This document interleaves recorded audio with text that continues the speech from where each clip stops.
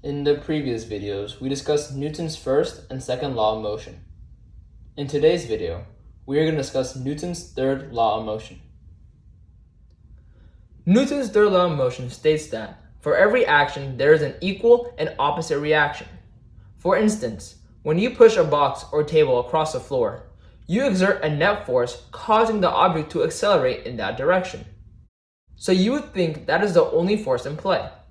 However, according to Newton's third law of motion, that object is also exerting an equal and opposite force on your hand.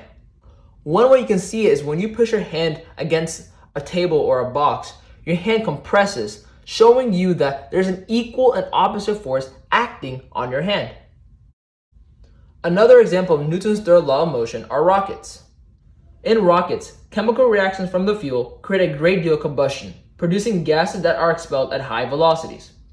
These chemical reactions create a large downward force, which is then counteracted by propelling the rocket upward. Rockets are often used as an example when discussing Newton's third law. Now, let's discuss one misconception about Newton's third law.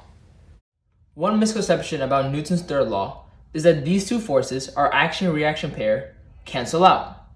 And that is not true. The reason these two forces do not cancel out is because these forces are acting on different systems.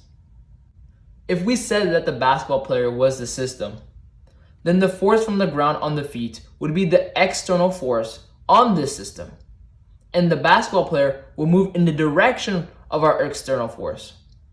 In contrast, the force from the basketball player's feet onto the ground only acts on the ground and not on the basketball player. This means this force does not affect the motion of our basketball player and does not cancel out with the force from the ground onto the feet. So in recap, Newton's third law of motion states that for every action, there's an equal and opposite reaction.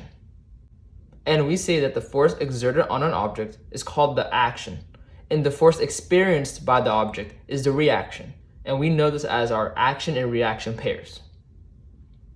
And lastly, do not forget, action and reaction pairs do not cancel each other out. Thank you for watching this video and hope to see you next time.